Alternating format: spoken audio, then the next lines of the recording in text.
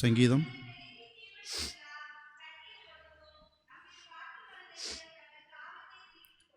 அவைகள் வெளியின் ஜீவனுக்கெல்லாம் தண்ணீர் கொடுக்கும், அங்கே காட்டு கழுதைகள் தங்கள் தாகத்தை தீர்த்து கொள்ளும். 104ஆம் சங்கீதம் முழுவதுமாக வாசித்து பார்த்தோம் என்றால் இயற்கையின் வளங்களை குறித்து, இயற்கையின் சார்ந்திருப்பதை குறித்து நமக்கு மிக தெளிவாக கற்றுத்தருகிறது. ஒருவரை ஆற்றல் மிக்க ஆண்டவரின் படைப்பு மிகவும் பெரியது. அதை புரிந்து கொள்ள வேண்டுமென்றால் அப்படி மனிதத்தனமான மூளை ஒருபோதும் அதை புரிந்து கொள்ள இயலாது. ஒருவேளை ஆதியாகமம் முதல் அதிகாரம் 2வது அதிகாரம் படைப்புகளை குறித்து நமக்கு மிக தெளிவாக கற்றுத்தருகிறது. முதல் அதிகாரத்திலே அந்த வார்த்தையினாலே ஆண்டவர் எப்படி உருவாக்கினார் என்று சொல்லப்பட்டு இருக்கிறது. 2வது அதிகாரத்திலே தாம் அது எப்படி செய்தார், எப்படி உருவாக்கினார், அதெல்லாம் எப்படி வந்தது, மனிதனை எப்படி உருவாக்கினார் இது குறித்து மிக தெளிவாக சொல்லப்பட்டு இருக்கிறது. இன்னும் ஆங்காங்கே அநேக வசனங்கள் இயற்கையை குறித்து, ஆண்டவர் எப்படி உருவாக்கினார், பூமி எப்படிப்பட்டது, மனிதன் எப்படிப்பட்டவன், படைப்புகள் எப்படிப்பட்டது என்பதை குறித்து இன்னும் பெரும்பாலான அநேக வசனங்கள் அநேக அதிகாரங்களிலே நமக்கு விளக்கி காண்பிக்கிறதை நாம் பார்க்க முடியும். பல விஞ்ஞானிகள் இந்த உலகம் தானாக உருவானது, கடவுள் இந்த உலகத்தை உருவாக்கவில்லை, அது தானாக உண்டானது என்று சொல்லுகிறார்கள். பலர் அது வேதத்தின் அடிப்படையில் தான் அது உருவானது, கடவுள் தான் வார்த்தையினாலே இந்த உலகத்தை படைத்தார் என்று பலரும் சொல்லி கொண்டு வருகிறார்கள். ஒருவேளை டார்வின் கோட்பாடு, டார்வின்ஸ் தியரி படித்து நம்ம எல்லாருக்கும் தெரியும். ஒருவேளை டார்வின் என்ன சொன்னார், என்ன கொள்கைகளை சொன்னார், குரங்கிலிருந்து மனிதன் வந்தான் என்று ஒருவேளை சொன்னார். அது தவறு என்று நிரூபிக்கப்பட்டு விட்டது. அதே போல் பிக் பேங் தியரி, பெருவெடிப்பு கொள்கை என்று நாம் பார்க்கிறோம். அது எப்படி உருவானது என்று சொல்கிறார் என்றால், பெரிய அண்டம், அதிலிருந்து ஒரு சின்ன பகுதி உடைந்து இன்றைக்கு இவ்வளோ பெரிய பூமியாக உருவாக்கி இருக்கிறது. ஒரு அணு உடைந்து அது வெடித்து இன்றைக்கு நாம் வாழுகிற இந்த உலகம் சின்னதோண்டு இருந்து இவ்வளோ பெரியதாக அது உருமாறி இருக்கிறதுன்னு சொல்லி பிக் பேங் தியரி என்று சொல்லுகிறதையும், அந்த கோட்பாடும் அல்லது அந்த கொள்கையும் தவறு என்று சொல்லப்பட்டு இருக்கிறதை நாம் பார்க்கிறோம். ஒருவேளை இந்த உலகத்தின் முழு படைப்பும் ஆண்டவர் படைத்தார் என்பதாக ஆதியாகமத்தின் முதல் அதிகாரமே நமக்கு கற்றுத்தருகிறது. ஆதியாகமத்தின் முதல் அதிகாரம் முதல் வசனத்திலே ஆண்டவர் எப்படி உருவாக்கினார், பூமி எப்படி காணப்பட்டது, அதிலிருந்து எப்படி ஜீவராசிகள் அங்கே இன்னும் என்னென்ன காரியங்கள்லாம் உருவாக்கப்பட்டது, படைக்கப்பட்டது என்பதெல்லாம் குறித்து மிக தெளிவாக வேதம் சொல்லுகிறது. இவருடைய சங்கீதம் 104ஆம் சங்கீதம் 24வது வசனத்தை வாசிப்போம். சங்கீதம் 104.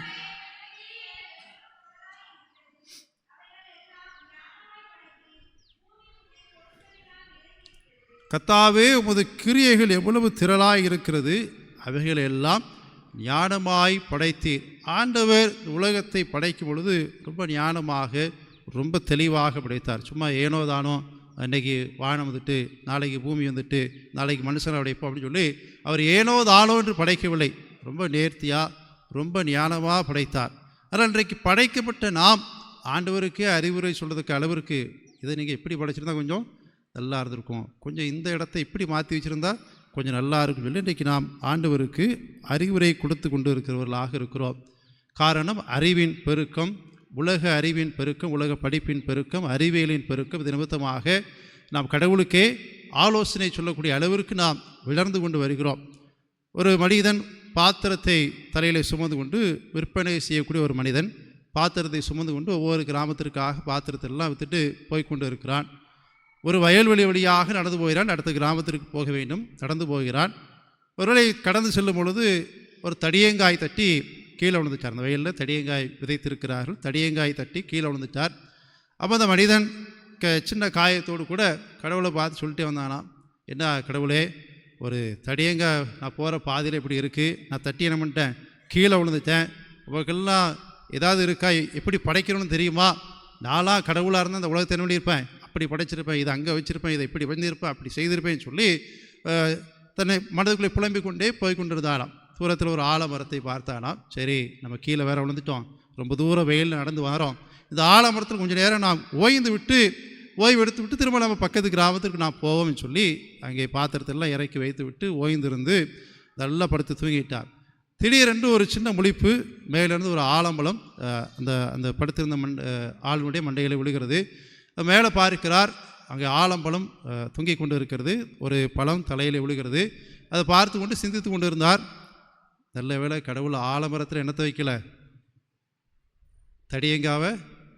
இவ்வளோ பெரிய மரம், அதில் என்ன இருக்கலாம், ஆலமரத்தில் தடியங்காவை தொங்க விட்டுருக்கலாம். நல்ல வேளை கடவுள் தடியங்காவை எங்கே தொங்க விடலை, ஆலமரத்தில் தொங்க விடலை. தொங்க விட்டுருந்தா எனக்கு என் நிலைமை என்ன இருக்கும், என் மண்டை ரெண்டாக வெடிச்சிருக்கோம். அப்போ கடவுள் எல்லாம் நேர்த்தியாக ஞானமாகத்தான் படைத்திருக்கிறார். நாம் தான் அதை புரிந்து கொள்வதற்கு சில நேரத்திலே மறந்து போகிறோம்.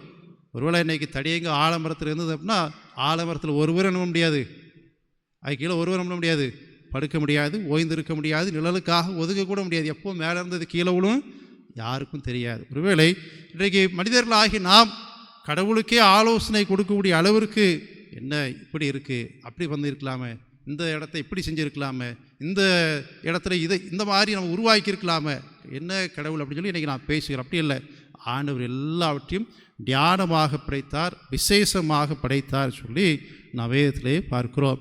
ஒருவேளை கடவுள் படைத்திருக்கிற எல்லா படைப்புமே ஒன்றோடு ஒன்று சார்ந்து இருக்கிறது. ஒருவேளை எதுவுமே கடவுள் படைத்து எதுவுமே விதிவிலக்கல்ல, நான் எதையுமே சார்ந்து வாழ மாட்டேன்னு சொல்லி எதுவுமே சொல்ல முடியாது. எல்லாமே ஒன்றோடு ஒன்று சார்ந்து உள்ளது.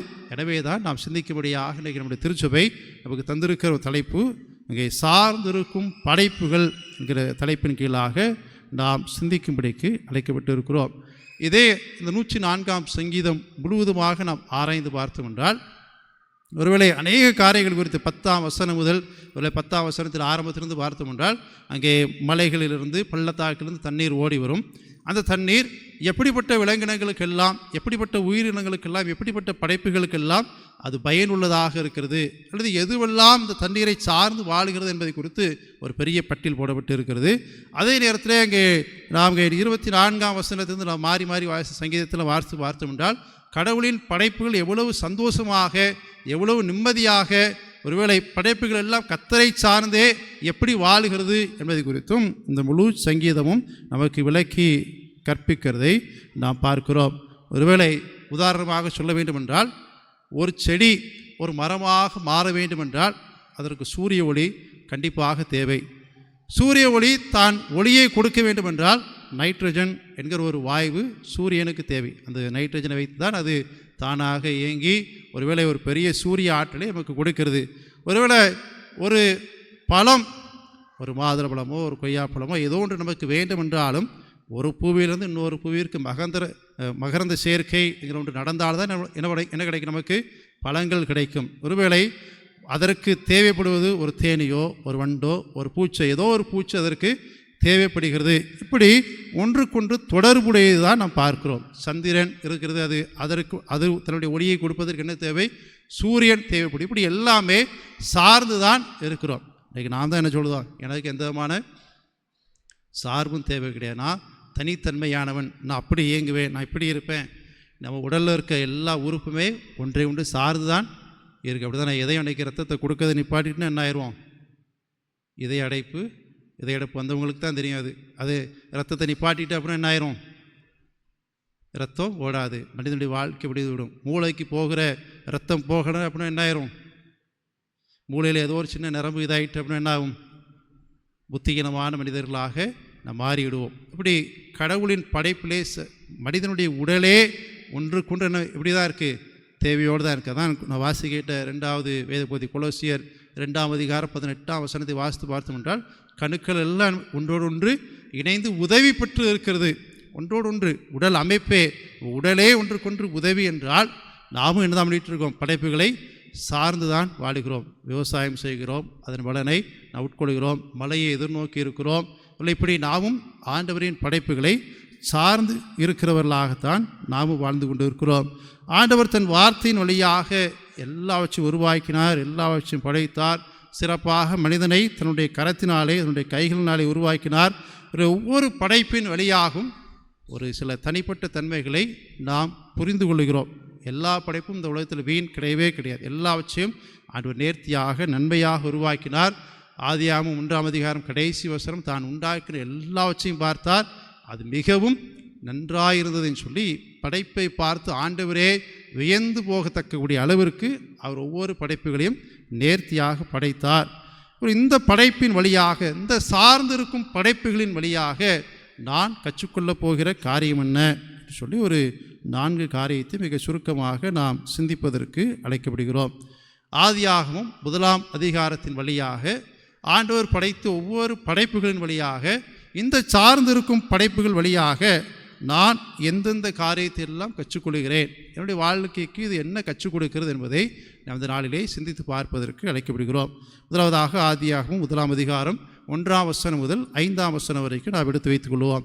அங்கே ஆண்டவர் வெளிச்சத்தை உருவாக்குகிறார். முதல் நாள் படைப்பு வெளிச்சம் என்று சொல்லி நாம் வேத பகுதியிலே பார்க்கிறோம். தேவன் வெளிச்சத்தை படைத்தார். வெளிச்சம் உண்டாக கிடவது என்றார், வெளிச்சம் உண்டாயிற்று. பூமியில் ஏற்கனவே இருள் இருந்தது. ஆழத்திலே என்ன இருந்துச்சு? 2ஆம் வசனம், ஆழத்திலே இருள் இருந்தது, தேவ ஆவியானவர் ஜலத்தின் மேல் அசைவாடி கொண்டிருந்தார்னு சொல்லி வேதவசனம் சொல்லி. ஏற்கனவே பூமியிலே தண்ணீர் இருக்கிறது, அதே நேரத்தில் இருள் இருக்கிறது. முதல் நாளின் படைப்பு வெளிச்சம் மாத்திரம்தான். முதல் நாளின் படைப்பு வெளிச்சம் மட்டும்தான். ஏற்கனவே இருள், பூமி ஃபுல்லாக என்ன இருக்குது? இருள் ஏற்கனவே இருந்துக்கிட்டே இருக்குது. முழுக்க முழுக்க இருள். அது மாறி வருவதற்கான சூழ்நிலை அல்லது குளிர் பனி வருவதற்கான சூழ்நிலை எதுவுமே இல்லை. ஃபுல்லாக இருள். இப்பொழுது ஆண்டவர் வெளிச்சம் உண்டாக கிடவது என்கிறார். வெளிச்சம் உண்டாக்கப்படுகிறது. ஒருவேளை இந்த இடத்துல ஆவியானவர் ஜலத்தின் மேல் அசைவாடி கொண்டிருந்தார் என்றால் அவனை பார்க்கிறோம். இந்த வெளிச்சம் உண்டாக்கப்பட்ட உடனே அதற்கு பகல் என்று பெயரிடுகிறார். இருளுக்கு இரவு என்று பெயரிடுகிறார். பெயர்களையும் மாற்றுகிறார். இந்த முதல் நாள் படைப்பிலிருந்து 12 மணி நேரம் 12 மணி நேரம் சொல்லி 24 மணி நேரங்களை நாம் கணக்கெடுக்கிறோம். ஒரு நாள் முடிகிறது என்றால் 24 மணி நேரம், 12 மணி நேரம் பகல், 12 மணி நேரம் இரவு. இதை நாம் கணக்கு வைத்து ஒரு நாள் முடிகிறது என்று நாம் சொல்கிறோம். ஒருவேளை இந்த படைப்பு எனக்கு எதை கற்றுத்தருகிறது என்றால் விட்டு கொடுத்தலை எனக்கு கற்றுத்தருகிறது. ஏற்கனவே என்ன இருக்குது? அங்கே இருளின் ஆதிக்கம் ஏற்கனவே எங்கே இருக்குது? உலகத்தில் இருக்குது. ஏற்கனவே இருள், ஆண்டவர்களும் ஏற்கனவே இருள் இருக்குது, ஜலம் இருக்குது. இந்த இருள் நான் ஏற்கனவே இருக்கிறவன், நீ இப்போ வந்தவன், நீ என்ன பண்ணுத, என்னையே 2ஆக பிரிச்சுட்டேன்னு சொல்லி அது சொல்லவில்லை. ஒருவேளை இன்றைக்கி நாம் பார்க்குறோம், வெயில் காலத்தில் ரொம்ப நேரம் என்ன இருக்கும்? வெளிச்சம் இருக்கும். காலையில் 6 மணிக்கு முன்பதாகவே சூரியன் உதித்து விடும். மாலை 6 மணிக்கு பின்பதாகும் சூரிய ஒளி நமக்கு இருந்து கொண்டே இருக்கும், வெளிச்சம் இருந்து கொண்டே இருக்கும். அதற்காக இரவு நீ பாரு 12 மணி நேரம் தான் கணக்கு, நீ என்ன பண்ணுத, கூட கொஞ்சம் நேரத்தை எடுக்கன்னு சொல்லி சண்டை போடுதல் இல்லை. சில நேரத்தில் குளிர்காலத்திலே ஒருவேளை காலையிலே விடுவதற்கு கொஞ்சம் தாமதமாகும், மாலையிலே சீக்கிரமாக இருட்டிவிடும். உடனே பகல் பாரு, நீ என்ன பண்ணுத, என் நேரத்தில் நீ கிளவாண்டுக்கிட்டதுன்னு சொல்லி சண்டையிட்டு கொள்வதில்லை. ரெண்டுமே விட்டு கொடுத்து வாழுகிறது. விட்டு கொடுக்கக்கூடிய தன்மையை இந்த பகுதியிலே நாம் பார்க்க முடிகிறது. இன்றைக்கு நம்மை நாம் ஆராய்ந்து பார்ப்போம். இந்த படைப்புகளே விட்டு கொடுத்து வாழுகிறது. ஒளிக்கும் இருளுக்கும் விட்டு கொடுக்கக்கூடிய ஒரு காரியம் இருக்கிறது. ஒருவேளை இருள் இருக்கிறது, ஒளி வந்தவுடனே விட்டு கொடுக்கிறது. வெளிச்சம் வந்தவுடனே பாதி பாதியாக பிரித்து எடுத்துக்கொள்கிறது. இன்றைக்கு விட்டு கொடுக்கக்கூடிய தன்மை நமக்குள்ளாக காணப்படுகிறதா என்று சொல்லி நாம் சிந்தித்து பார்ப்பது கலைக்கப்படுகிறோம். ஒன்றை சார்ந்து வாழுகிறது. நீ கொஞ்சம் நேரம் எடுத்த, நீ இன்றைக்கி வெயில் இருந்துட்ட, நீ ரொம்ப நேரம் இருந்துச்ச, சரி இது ஓங்காலம், நீ கொஞ்சம் நேரம் இருந்துக்கோ. நம்ம குளிர்காலம் வரும்போது நான் என்ன பண்ணிக்கிடுவேன், கொஞ்சம் இருளை நான் கூட கொஞ்சம் தாமதப்படுத்தி விடுவேன் சொல்லி இப்படி விட்டு கொடுத்து வாழ்கிறதாக காணப்படுகிறது. இன்றைக்கு நமக்கு இந்த விட்டு கொடுக்கக்கூடிய தன்மை இருக்கிறதான்னு சொல்லி இந்த நாளிலே நாம் சிந்தித்து பார்ப்பதற்கு அழைக்கப்படுகிறோம். வேதத்திலே தாவீது யோனாத்தானை குறித்து நாம் வேதத்தில் பார்க்கிறோம். 2 பேரும் ஓர் உடல் ஓர் உயிரை போல இருந்த சிநேகிதர்கள், நண்பர்கள். சவுலுக்கு பெரிய ஆசை, தனக்கு பின்பதாக யோனாத்தான் அரசனாக மாற வேண்டும். யோனாத்தான் சவுல் இன்னும் அவனோடு கூட அரண்மனையில் இருந்த எல்லாருக்கும் தெரியும், அடுத்து ராஜாவாக போகுது தாவீது தான். காரணம் கர்த்தர் அவனை அபிஷேகித்தான்னு சொல்லி இஸ்ரவேல் ஜனங்கள் எல்லாருக்குமே தெரியும். ஆனால் சவுலுடைய ஆசை இந்த தாவீதை எப்படியாவது இவனை கொன்னாதான் யோனாத்தானுக்கு அரசாட்சி கிடைக்கும்னு சொல்லி இந்த தாவீதை கொல்வதற்கு சமயம் தேடிக்கொண்டு இருக்கிறார். ஆனால் யோனாத்தான் தாவீதோடு கூட ஒப்புரவாகி நீர் நிச்சயமாக எனக்கு முன்பதாக நீர் இருப்பீர், நீர் முதன்மையான இடத்துல இருப்பீர், நான் 2வது இடத்துல உமக்கு கீழாக இருப்பேன்னு சொல்லி ஒரு விட்டு கொடுக்கக்கூடிய ஒரு தன்மையோடு கூட இந்த யோனாத்தான் காணப்பட்டார்னு சொல்லி நான் வேதத்தில் பார்க்கிறோம். இன்றைக்கு நம்ம ஆராய்ந்து பார்ப்போம், இந்த விட்டு கொடுக்கக்கூடிய தன்மை நமக்குள்ளாக இருக்கிறதான்னு சொல்லி நாம் சிந்தித்து பார்ப்பதற்கு அழைக்கப்படுகிறோம். 2வதாக ஆதியாகமம் 1ஆம் அதிகாரம் 6ஆம் வசனம் முதல் 8ஆம் வசனம் வரைக்கும் அங்கே 2வது நாள் படைப்பை குறித்து வேத வசனங்கள் நமக்கு கற்றுத் தருகிறது. ஏற்கனவே பூமியிலே தண்ணீர் இருக்கிறது. இப்பொழுது ஆண்டவர் அந்த தண்ணீரிலிருந்து, ஜலத்திலிருந்து ஆகாய விரிவை ஆண்டவர் பிரிக்கிறார். வானம் என்கிற ஒன்றை ஆண்டவர் பிரிக்கிறார்.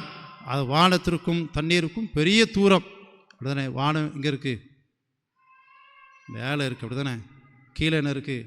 தண்ணீர் இருக்குது. மிகப்பெரிய தூரம், ஒன்றுக்கொன்று தொடர்பில்லாத அளவிற்கு தண்ணீரிலிருந்து வானத்தை பிரித்தெடுத்து நீ மேகம் வானம் சொல்லி ஆண்டவர் பிரித்து வைக்கிறதை நான் பார்க்குறோம். அப்படி பிரித்துட்டார். உடனே எங்களை பிரிச்சுட்டீங்கன்னு சொல்லிடுமில்ல, ஒன்றுக்கொன்று உதவாமல் இல்லை, ஒன்றுக்கொன்று உதவி செய்கிறதாக இருக்கிறது. ஒருவேளை நான் பார்த்தோம் என்றால் நீராவி என்கிற ஒரு கொள்கையின் மூலமாக கடலிருந்து என்ன தண்ணி எடுத்துக்கிடுது? மேகங்கள் தண்ணீரை உறிஞ்சி எடுத்துக்கிடுது. உடனே கீழே இருக்க ஜலமெல்லாம் சண்டை போடுதா? நீ ஏன் என் தண்ணியை கிளவாங்க, நீ ஏன் தண்ணியை எடுக்க சொல்ல சண்டை போடுறதே கிடையாது. திரும்ப அதே மேகங்கள் மழையாக பொழிந்து நமக்கு திரும்ப எங்கே போய் சேருது? அது கடலில் போய் சேர்கிறது. நீ என் தண்ணீரெல்லாம் எடுத்து வச்சுக்கிட்டதுன்னு சொல்லி மேகங்கள் என்ன பண்ணதில்லை? சண்டை போடுவதில்லை. ஒருவருக்கொருவர் உதவி செய்து கொள்கிறது. ஒருவேளை கீழே ஜலத்துக்கு தண்ணீர் தேவை, மேலே மேகத்துக்கு என்ன தேவை? தண்ணீர் தேவை. ஒன்றுக்கொன்று உதவி செய்கிறதாக காணப்படுகிறது. ஆண்டவர் படைத்த படைப்பிலே உதவி ஆகாய விரிவிற்கு ஜலம் உதவி செய்கிறது, ஜலத்திற்கு ஆகாய விரிவு உதவி செய்கிறது. இன்றைக்கு மனிதர்களாக நாம் ஒருவருக்கொருவர் உதவி செய்கிறோமா? இன்றைக்கு நாம் சிந்தித்து பார்ப்பதற்கு அழைக்கப்படுகிறோம். ஆண்டவர் படைத்த படைப்பு ஒருவருக்கொருவர் உதவி செய்ய வேண்டும் சொல்வதால் எல்லாரையும் படைத்திருக்கிறார். இயற்கை சார்ந்து வாழ்வதற்கு நாம் காரணம், நாமும் அதற்கு உதவியாக இருப்போம், அதுவும் நமக்கு உதவியாக இருப்போம் என்று சொல்லிதான். இன்றைக்கு நம்முடைய பெரும் ஆசையினாலே இயற்கை வளங்களை அனுமதித்திருக்கலாம். வீடுகளாக, சாலைகளாக, நமக்கு பயன்படக்கூடிய ஏதோ ஒரு வகையிலே பில்டிங்ஸாக நாம் ஆட்சி கொண்டு இருக்கிறோம். ஒருவேளை நாம் இயற்கையோடு வாழுகிற நாம், இந்த சமுதாயத்தில் வாழுகிற நாம் ஒருவருக்கொருவர் மாறி மாறி உதவி செய்து கொள்வதற்கு அழைக்கப்படுகிறோம். ஆண்டவரின் 2வது நாள் படைப்பு ஒருவருக்கொருவர் உதவி செய்யும்படியாக நமக்கு கற்றுத்தருகிறது. 3வது படைப்பை குறித்து ஆதியாகமம் 1ஆம் அதிகாரம் 9ஆம் வசனம் முதல் 13ஆம் வசனம் வரை. 3வது நாள் படைப்பு. ஒருவேளை தண்ணீர் ஏற்கனவே இருக்கிறது, அதையெல்லாம் ஆண்டவர் பிரிக்கிறார். ஜலமாக ஒரு இடத்துல குவியலாக குவித்து அதை சமுத்திரம் என்று மாற்றுகிறார். இப்பொழுது பூமியிலே வெட்டாந்தரை காணப்படுகிறது. பூமி எங்கும் பெரும்பாலான இடத்திலே வெட்டாந்தரை காணப்படுகிறது. அந்த வெட்டாந்தரையில் ஆண்டவர் பூமியிலிருந்து தாவரங்களை, மரங்களை, பல இனத்து செடிகளை ஆண்டவர் வளர வைக்கிறார். அதுவும் வளர்ந்து வருகிறது என்பதாக நாம் வேதத்திலே பார்க்கிறோம். ஒருவேளை இந்த 3வது நாள் படைப்பு எனக்கு கற்றுத்தருவது என்ன என்றால், பகிர்ந்தளிப்பதை கற்றுத்தருகிறது. ஜலத்தை ஆண்டவர் ஒரு இடமாக குமிச்சிட்டார். சரி, இப்போ நம்ம வெட்டாந்தரைக்கு ஒரு இடத்தை கொடுப்போம்னு சொல்லி ஜலம் வெட்டாந்தரையை பிரித்து கொடுக்கிறது. இந்த வெட்டாந்தரையிலும் பூமியை என்ன பண்ணுது? அநேக செடிகளை என் மேலே பண்ணுங்க முளைக்க வைப்பதற்கு நான் உதவுகிறேன்னு சொல்லி அதுவும் பகிர்ந்து கொடுக்கிறதை நாம் பார்க்கிறோம். இன்னும் எதையெல்லாம் பகிர்ந்து கொடுக்கிறேன்னு சொல்லி நாம் சிந்தித்து பார்த்தோம் என்றால், ஒரு செடி இந்த உலகத்தில் வளரணும் அப்படின்னு என்ன தேவை? வெட்டாந்தரையான ஒரு இடம் தேவை, மண் தேவை. அந்த மண்ணில் இருக்கிற கனிம வளங்கள் நிச்சயமாக தேவை. அதை சத்த வச்சு தான் அந்த மரம் பெரியதாக, தண்ணீர், இன்னும் சூரிய ஒளி, மண்ணுடைய கனிம வளம் இதெல்லாம் சேர்த்து தான் ஒரு பெரிய மரமாக அது நாளடைவிலே உருமாறுகிறது. ஒருவேளை இந்த பூமி ஒருவேளை சொல்லலாம், இந்த மரம் பாருங்கள் என்கிட்ட வந்து எல்லாத்தையும் கிளவாண்டுக்கிட்டு இருக்குது, என்னுடைய கனிம வளங்களை மனுஷனும் கிளவாங்க, யாரும் கிளவாங்குது, இந்த செடி கொடி மரங்களும் நம்மளது திருடிக்கிட்டே இருக்குது அப்படின்னு சொல்லி ஒரு நாளும் கம்ப்ளைண்ட் செய்வதில்லை. அதோட இயற்கை தான், மரத்திற்கு தேவையான எல்லா கனிம வளங்களையும் எல்லா சத்துக்களையும் மரத்திற்கு கொடுப்பது, அது மரத்தை வளர்ப்பது அதனுடைய இயல்பான ஒரு பணி. அதை தொடர்ந்து செய்து கொண்டே இருக்கிறது. இந்த மரம் வளர்ந்து கொண்டே இருக்கிறது. இந்த மரத்தினுடைய ஆயுள் முடிந்த உடனே இந்த மரம் எங்கே போகுது? பூமிக்கு. அப்படிதான் நல்லா வளருது, பட்டு போயிட்டு மரத்தோட காலம் முடிஞ்சிட்டு மரம் சரிஞ்சு எங்கே விழுது? பூமியில் விழுது. திரும்ப அது பூமிக்கு உரமாக இந்த மரம் மாறி போகிறதை பார்க்கிறோம். ஒருவேளை பகிர்ந்தளித்தல், தன்னுடைய வளத்தை அதற்கு கொடுப்பது, அதனுடைய வளத்தை இது பெற்றுக்கொள்வதுன்னு சொல்லி பகிர்ந்து அளிக்கக்கூடிய ஒரு காரியத்தை கற்றுத்தருக்கிறதை பார்க்கிறோம். இன்றைக்கு நாம் பகிர்ந்து வாழுகிறோமா என்று நம்மை நாம் சிந்தித்து பார்ப்பதற்கு அழைக்கப்படுகிறோம். பெரும்பாலான மக்கள் எனக்கு தான் என்ன வேணும், இன்றைக்கு எல்லாம் வேணும், எனக்கு தான் இன்றைக்கு எல்லா செல்வங்களும் எல்லா காரியங்களும் எனக்கு தான் வேணும், நான் யாருக்கு பண்ண மாட்டேன், கொடுக்க மாட்டேன். வேதத்தில் ஒரு மனிதன் அப்படி தான் சிந்திச்சுக்கிட்டே இருந்தார். ஒரு பெரிய ஐஸ்வர்யவான் பண்ணுதார், யோசிச்சுக்கிட்டே இருக்கார், ஆத்மாவே நீ என்ன பண்ணு, நல்லா நிம்மதியாக இரு, உனக்கு தேவைக்கு என்ன இருக்குது, மூட்டைக்கு மூட அரிசி நான் பண்ணியிருக்கேன், நெல் விளை நிலங்கள் எல்லாம் சேர்த்து வச்சுருக்கிறேன், இது ரொம்ப சந்தோஷமாக இரு, யாருக்கும் என்ன பண்ண மாட்டேன், நான் கொடுக்க மாட்டேன், தலைமுறையாக சாப்பிடுவதுக்கு எனக்கு என்ன இருக்குது, சாப்பாடு இருக்குது, எனக்கு சொத்து இருக்குது, எனக்கு வயல் நிலங்கள் இருக்குது, இதெல்லாம் தலைமுறையாக நான் பண்ணியிருக்கேன், சேர்த்து வச்சுருக்கிறேன், யாருக்கும் என்ன பண்ண மாட்டேன், நான் கொடுக்க மாட்டேன், நானே வாழ்ந்து நானே சாப்பிட்டு என் குடும்பமே சாப்பிட்டு நான் இருப்போம் அப்படின்னு சொல்லி ஒரு மனுஷன் ரொம்ப வைராக்கியமாக சிந்திச்சிட்டே இருந்தான். ஏன்னா கடவுள் ஒரே ஒரு வார்த்தை சொன்னார், இன்றைக்கு இரவுல ஜீவன் போனால் நீ சேர்த்து வச்சதெல்லாம் யாருக்கு அவ்வளோ தூரம் நாம் சேர்த்து வைத்து எண்ணத்திற்கு வாழுகிற இந்த உலகத்தில் வாழுகிற நாம் மற்றவர்களுக்கு பயனடையத்தக்க வகையிலே பகிர்ந்து கொடுத்து வாழ்வதற்கு நாம் அழைக்கப்படுகிறோம். ஒருவேளை வேதத்தில் அநேக இடங்களிலே நான் பகிர்ந்து கொடுக்க வேண்டும் சொல்லி வேதம் கற்றுத்தருகிறது. ஒருவேளை 2 அங்கிகளை உடையவன் யாருக்கு கொடுக்கணுமா? ஒன்றை இல்லாதவன் கொடுக்கும், அப்படி தானே? இன்றைக்கி வீட்டில் நம்ம எத்தனை பீரோலில் வச்சுருக்குறோம், எல்லா பீரோலையும் யார் ட்ரெஸ் இருக்குது, நமக்கு தேவைக்கு போக மீது எல்லாம் எங்கே தான் கொடுக்கணும்? மற்றவர்களுக்கு கொடுக்கணும். அப்படி தான் இயேசு கிறிஸ்து போதிக்கிறார். அதை நம்ம பின்பற்றணும். அப்படின்னா நம்ம வீட்டில் எத்தனை ட்ரெஸ் தான் இருக்கணும் நம்மளுக்கு? சரி, அன்னைக்கு 2 ட்ரெஸ்ஸு, அன்றைக்கி ட்ரெஸ்ஸு வாங்குறதே பார்க்கறதே ரொம்ப பெரிய விஷயம், அபூர்வம். இன்றைக்கி ரொம்ப சர்வசாதாரணமாக வாங்கிக்கிடுவோம். சரி, ஒரு மாதத்திற்கான உடையை மாத்திரம் வச்சுக்கிடுவோம், மீதி மாதத்திற்கான உடையில யார்கிட்ட கொடுக்கணும்? ஏழை எளிய மக்களுக்கு, ஆடையே இல்லாதவங்களுக்கு நம்ம கொடுக்கணும். இன்றைக்கி ஒரு வருஷத்துக்கு சேலை என்ன பண்ணிடுவோம்? அடைக்கி வச்சுருக்கிறோமா? ஒரு வருஷத்துக்கு என்ன பண்ணுவோம்? பகிர்ந்து கொடுப்பதற்கு மனமில்லை. ஒரு வருஷத்திற்கு ஒவ்வொரு வருஷமும் ஒவ்வொரு நாளும் ஒவ்வொரு சேலைன்னு சொல்லி நாம் ஆட்சிக்கொண்டே இருக்கிறோம். இந்த உலகத்திலே வாழுகிற நாம் ஏழை எளிய மக்களையும் நினைத்து பார்த்து வாழ வேண்டும் சொல்லி இந்த படைப்புகள் நமக்கு கற்றுத்தருகிறது. இப்போ 4ஆம் நாள் 5ஆம் நாள் இந்த படைப்புகள் எல்லாம் நீங்களே வீட்டில் வைத்து ஆராய்ந்து பார்த்துக் கொள்ளுங்கள். கடைசியாக 6ஆவது நாள் படைப்பு. இதிலே ஆண்டவர் அநேக காரியங்களை உருவாக்குகிறார், படைக்கிறார். விலங்கினங்கள், மிருக ஜீவன்கள், காடுகளில் வாழுகிற ஜீவன்கள் சொல்லி இப்படி அநேக காரியங்களை ஆண்டவர் உருவாக்கிறார். அது கடைசி படைப்பாக ஆண்டவர் மனிதனை உருவாக்குகிறார் என்று நான் பார்க்கிறோம். ஆதியாகவும் 1ஆம் அதிகாரம் 26, 27 சொல்லப்பட்டதுக்கு தமது சாயலின் படியையும் தமது ரூபத்தின் படியையும் ஆண்டவர் மனிதனை உருவாக்கினார் என்று சொல்லப்பட்டு இருக்கிறது. இயற்கையான இந்த படைப்பிலே ஒரு மிக முக்கியமான ஒரு படைப்பு மனிதன். காரணம், ஆண்டவர் இவ்வளவு நாள் எல்லாத்தையும் படைத்தார், 6 நாட்கள் ஏகப்பட்ட காரியங்களை படைத்தார். ஆனால் இதெல்லாம் ஆளுவதற்கு யாரை தான் விட்டார்? மனிதன். நான் வாசிக்கிட்ட முதல் வேத பகுதி 2ஆம் அதிகாரம் ஆதியாகமம் 2ஆம் அதிகாரத்திலே இதெல்லாம் நீ என்ன பண்ண, கீழ்ப்படுத்து, இதெல்லாம் நீ ஆண்டுகோள், இதற்கெல்லாம் நீ அதிகாரியாக இருன்னு சொல்லி தான் ஆண்டவர் நம்ம எல்லாரையும் படைத்தார். சிறப்பான ஒரு படைப்பு ஆண்டவர் மனிதனை உருவாக்கியது. மற்ற எல்லாத்தையும் வாயினால் சொல்கிறார், நீ உண்டாகு, காற்று உண்டாகட்டும், மழை உண்டாகட்டும், அங்கே இயற்கை வளங்கள் உண்டாகட்டும் சொல்லி வாயினாலே ஆண்டவர் படைக்கிறார். ஆனால் மனிதனை மாத்திரம் தன்னுடைய சொந்த கரத்தினாலே ஆண்டவர் படைக்கிறார் சொல்லி வேதவசனம் தருகிறது. அதே நேரத்தில் மற்றெல்லாம் சும்மா ஆண்டவருடைய வார்த்தையினாலே எல்லாம் உயிர் பெற்று விட்டது. நான் பார்க்கிற எல்லா பறவைகள், நான் பார்க்கிற எல்லா விலங்கினங்கள் எல்லாமே ஆண்டவருடைய வார்த்தையினாலேயே உயிர் பெற்றது. ஆனால் மனிதனுக்கு மாத்திரம் தன்னுடைய மூச்சு காற்றையே, தன்னுடைய ஜீவ சுவாசத்தையே ஆண்டவர் கொடுத்தார் சொல்லி நவேத்திலே பார்க்கிறோம். இப்படிப்பட்ட அந்த மனிதனை உருவாக்கிய அந்த நேரத்திலே அந்த மனிதனுக்கு என்ன ஏற்ற துணை இல்லை. அவன் தனிமையாக வாழ்ந்து வருகிறான். ஆண்டவர் ஒன்றுனா படைச்சு கொண்டு வந்து வைத்துக்கிட்டே இருக்கிறாரு. அவன் ஒன்றுனா பெயர் விடுகிறான். என்னென்னா பெயரிட்டானோ அதெல்லாம் அதற்கு பெயராக மாறியது. ஆனால் மனிதனுக்கோ ஆதாமுக்கோ ஏற்ற துணை காணப்படவே இல்லை. அப்போ தான் ஆண்டவர் எலும்பிலிருந்து, அவனுடைய விழா எலும்பிலிருந்து ஒரு மனுஷியை உருவாக்கி கொண்டு வருகிறார். அப்பொழுது ஆதாம் சொல்லுகிற வார்த்தை தான் வாசியுங்கள். ஆதிகாம் 2ஆம் அதிகாரம் 23வது வசனம்.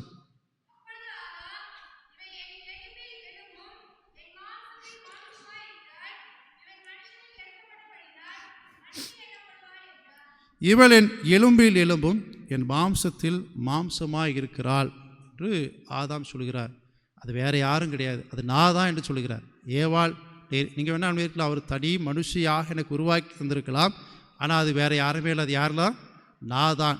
அது யார் தான்? என்னை தான் நான் பார்க்கிறேன் சொல்லி இவள் என் எலும்பில் எலும்பும் என் மாம்சத்தில் மாம்சமாக இருக்கிறாள் என்று ஆதாம் சொல்லுகிறதை நாம் பார்க்கிறோம். இன்றைக்கு மனிதனின் படைப்பு நமக்கு ஒற்றுமையை கற்றுத்தருகிறதாக இருக்கிறது. ஆண்டவர் படைக்கும் பொழுது மனிதனை ஒற்றுமையாகத்தான் படைத்தார். குடும்பம் எப்படி இருக்கணும்? ஒற்றுமையாக இருக்கணும். வாழுகிற பெருகக்கூடிய மனிதர்கள் ஒற்றுமையாக இருக்க வேண்டும். வரலாக பிரிவினை வரக்கூடாது. ஒருவர் சார்ந்து இங்கே நிம்மதியாக சந்தோஷமாக வாழ வேண்டும் சொல்லி தான் ஆண்டவர் மனிதனை படைத்தார். ஆனால் மனிதனுடைய சுபாவத்தினாலே பகையாக மாறிப்போகிறார். இன்றைக்கு நாம் எங்கெங்கெல்லாம் பிரிந்திருக்கிறோம், ஜாதி அடிப்படையில் பிரிந்திருக்கிறோம், மதத்தின் அடிப்படையில் பிரிந்திருக்கிறோம், மொழியின் அடிப்படையில் பிரிந்திருக்கிறோம், இன்னும் மாநிலங்களுக்கு இடையிலாக நாம் பிரிந்திருக்கிறோம், தேசத்தின் அடிப்படையில் பிரிந்திருக்கிறோம். இப்படி அநேக காரியங்களிலே நாம் இன்றைக்கு பிரிந்திருக்கிறோம். ஆனால் ஆண்டவர் மனிதனை ஏற்படுத்திய நோக்கம், ஆதாம் தான் சக மனுஷியை பார்த்த உடனே சொன்ன ஒரு வார்த்தை, இவள் என் எலும்பின் எலும்பும் என் மாம்சத்தின் நான் தான் அதுதான் நாங்கள் ஒற்றுமையாக இருக்கிறோம் சொல்லி தான் ஆண்டவர் படைத்தார். ஆதாமும் அப்படி தான் சொன்னார். ஆனால் காலப்போக்கிலே இந்த மனிதனுக்குள்ளாக பிரிவினை ஏற்பட்டு இதே வார்த்தையை வேதத்தில் இன்னொரு நபரும் சொல்லியிருக்கிறார். ஆதியாகமம் 29ஆம் அதிகாரம் 14வது வசனம் வாசிப்போம். ஆதியாகமம் 29:14.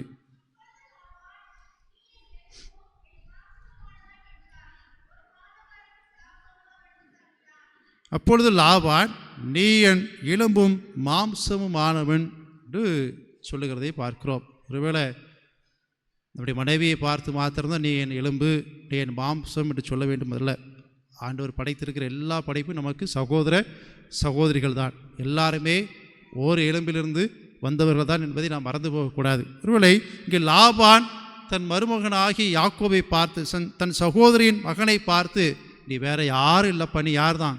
என் எலும்பு, என் மாம்சம், நீ என்னை சார்ந்தவன், நீ என்னை போன்றவன், நீ நானும் வேற யாரும் கிடையாது, நாம் ஒற்றுமையாக இருக்கிறோம் சொல்லி சொல்லுகிறதை நாம் வேதத்தின் அடிப்படையிலே பார்க்கிறோம். ஒருவேளை சங்கீதம் 133:1வது வசனம், இதோ சகோதரர் ஒருமித்து வாசம் பண்ணுகிறது எத்தனை நன்மையும் எத்தனை இன்பமாக இருக்கிறது.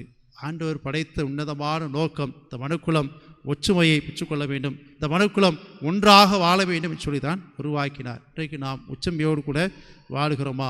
ஆதாமை படைத்ததன் நோக்கம், ஏவாளை உருவாக்கியதன் நோக்கம் ஒற்றுமையாக இவர்கள் இருக்க வேண்டும், ஒற்றுமையாக இவர்கள் வாழ வேண்டும், குடும்பத்திலே ஒற்றுமை காணப்பட வேண்டும், சமுதாய வாழ்க்கையிலே சகோதர சகோதரர்களுக்குள்ளே ஒற்றுமை காணப்பட வேண்டும் என்று ஒரு நல்ல நோக்கத்தோடு கூட தான் ஆண்டவர் உருவாக்கினார். இன்றைக்கு நாம் அப்படி வாழுகிறோமா என்று நாமே இந்த நாளை சிந்தித்து பார்ப்பதற்கு அழைக்கப்படுகிறோம். குடும்பத்திற்குள்ளாக எவ்வளவு பிரச்சனைகள், கணவன் மனைவிக்குள்ளாக எவ்வளவு சண்டைகள், அப்படி ஆலயத்தில் வாக்கு கொடுக்கிறோம். நான் எப்படி இருப்பேன்? மரணம் நம்மை பிரிக்கு வரைக்கும் உம்மோடு கூட தான் இருப்பேன் சொல்லி 2 பேரும் வாக்கு கொடுக்கிறோம். ஆனால் திருமணமாகி 1 மாதத்திற்குள்ளாகவே இன்றைக்கு பல பிரிவினைகளை நாம் பார்க்கிறோம், கேள்விப்படுகிறோம், சம்பவங்கள் நடந்து கொண்டு இருக்கிறது. ஒருவேளை சகோதர சகோதரிகள் எவ்வளோ ஒற்றுமையாக வாழ்ந்த காலம், ஆனால் இப்பொழுது ஒரு சின்ன இடத்து கூட நம்மளை விட்டு கொடுக்க முடியல, ஒரு சின்ன நடைபாத இடத்த கூட விட்டு கொடுப்பதற்கு மனசு வரலை, ஒரு ஜன்னல் வைப்பதற்கு மனசு வரலை, ஒரு வாசல் வைப்பதற்கு மனசு வரலை, நடைபாதையில் நடந்து செல்வதற்கு நமக்கு மனசு வரலை. இன்றைக்கு அந்த அளவிற்கு நாம் கொடூர குணம் கொண்டவர்களாக மாறிக்கொண்டு இருக்கிறோம். ஆண்டவர் மனிதனை ஏற்படுத்தியதன் உன்னதமான நோக்கம் ஒற்றுமையாக வாழணும், சக மனிதனோடு இணைந்து வாழணும். அதற்கு தான் ஆண்டவர் படைத்தார். ஆனால் சின்ன சின்ன காரியத்திற்கெல்லாம் இன்றைக்கி நாம் சண்டையிட்டு பிரிந்து கொள்கிறோம். ஒரு உறவினர்களை பார்த்தால் கூட இன்றைக்கு நேருக்கு நேர் என்று பேச முடியவில்லை. காரணம், அவ்வளோ கோபம் நமக்குள்ளே இருக்குது, அவ்வளோ பகை நமக்குள்ளாக இருக்குது, அவ்வளோ சண்டைகள், அவ்வளோ பிரிவினைகள் நமக்குள்ளாக வைத்திருக்கிறோம். பார்த்தாலே என்ன வந்துடுது, பற்றிக்கிட்டு போய் இவங்களையே பார்த்துட்டு போகிறேன், என் வேலை நடந்த மாதிரி தான், போய் இன்னார் மூஞ்சிலே நான் முடிஞ்சிட்டேன், இன்றைக்கி என் வேலை நடந்த மாதிரி தான் சொல்லி இன்றைக்கி நாம் அவ்வளவு பிரிவினைகளை நாம் நமக்குள்ளாக வைத்திருக்கிறோம். ஆண்டவர் படைத்ததன் உன்னதமான நோக்கம் மனுக்குலம் எப்படி இருக்கணும்? ஒன்றாக இருக்கணும். மனுக்குலம் ஒற்றுமையோடு வாழ வேண்டும், ஐக்கியத்தோடு வாழ வேண்டும்.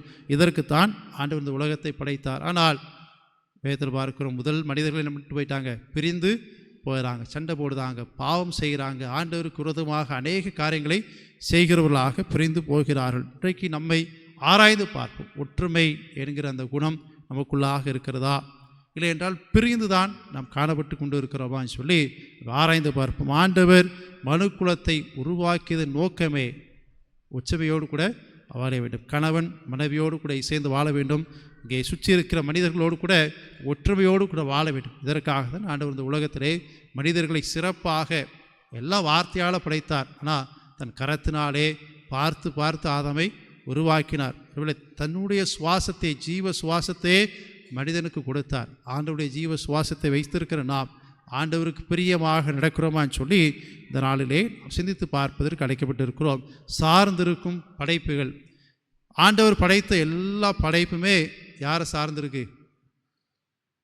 ஆண்டவரை சார்ந்து தான் இருக்குது. நான் 104ஆம் சங்கீதத்திலே 24ஆம் வசனத்துக்கு பின்பகுதியில் வாசித்து பார்த்தோம்னா, இங்கே திமிடங்கள், இன்னும் மீனிலங்கள், இன்னும் விலங்கினங்கள் எல்லாம் சொல்லப்பட்டு இருக்குது. இதெல்லாம் யாரை சார்ந்திருக்கான்? ஆண்டவரை சார்ந்திருக்கு. நீர் தர அது என்ன பண்ணும்? நன்மையை எடுத்துக்கொள்ளும். நீர் அடைத்திருக்க அது என்ன பண்ணும்? அங்கங்கே அலையும், ஆனாலும் ஒருபோதும் மறவாது. அவைகள் எல்லாம் உண்மையே சார்ந்து இருக்கிறது. அன்றைக்கு மனிதனாகிய நாம் ஆண்டவரை சார்ந்து இருக்கிறோமா? படைப்புகள் எல்லாம், இயற்கைகள் எல்லாம் ஆண்டவரை சார்ந்து இருக்கிறது. அவர் ஒரு வார்த்தை சொன்னார் அப்படின்னா அது அப்படியே கேட்கிறது. இறையாதே அமைதலாக இரு அப்படின்னா அது அப்படியே அமைதலாக இருக்கு. நீ என்ன பண்ணு, அந்த பிசாசை பார்த்து இந்த பன்னி கூட்டத்துக்கு போகணுன்னா அந்த பன்னிகள் அதை ஏற்றுக்கொள்கிறது. ஆண்டவர் படைத்த எல்லாமே ஆண்டவரின் வார்த்தைகளுக்கு செவி சாய்க்கிறது. படைத்த எல்லாமே, படைப்புகள் எல்லாமே ஆண்டவரை சார்ந்து இருக்கிறது. இன்றைக்கு நான் ஆண்டவரை சார்ந்திருக்கிறேனா? நான் இயற்கையை சார்ந்திருக்கிறேன், மனிதர்களை சார்ந்திருக்கிறேன், என் உடல் உறுப்பே எனக்குள்ளாக ஒன்றை ஒன்று சார்ந்து இருக்கிறது. ஒரு நரம்பை கட் பண்ணோன்னா கூட நமக்கு பெரிய பலவீனங்கள் வந்துவிடும். ஒரு பின் பகுதியில் அந்த முதுகுடத்தில் ஒரு சின்ன அடிபட்டது என்றால் கோமா ஸ்டேஜுக்கு நாம் நிமிடுவோம், போய்விடுவோம். அப்படிப்பட்ட ஒரு உடலமைப்பு ஒன்றுக்கொன்று ஒன்றை சார்ந்து வாழுகிறது. அப்படிப்பட்ட இந்த வாழ்க்கையிலே நாம் ஆண்டவரை சார்ந்து இருக்கிறோமா, ஆண்டவரை சார்ந்து வாழுகிறோமா என்று இந்த நாளிலே நம்மை நாம் சிந்திப்பதற்கு அழைக்கப்படுகிறோம். சார்ந்திருக்கும் இந்த படைப்புகள் எல்லாம் நமக்கு கற்றுத்தரக்கூடிய காரியம், விட்டு கொடுக்க, ஒருவருக்கொருவர் உதவி செய்ய, பகிர்ந்து வாழ, ஒற்றுமையாக வாழ கற்றுத்தருகிறது. கர்த்தரின் படைப்புகளை சார்ந்திருக்கும் நாமும் விட்டு கொடுத்து உதவி செய்து பகிர்ந்து ஒற்றுமையோடு கூட வாழும் பொழுது நிச்சயமாக ஆண்டவர் நம்மையும் உயர்த்துவார், பலப்படுத்துவார். அப்படிப்பட்ட கிருபைகளை ஆண்டவர் தாமே நம்ம எல்லோருக்கும் தந்து வழிநடத்துவாராக. ஆமென்.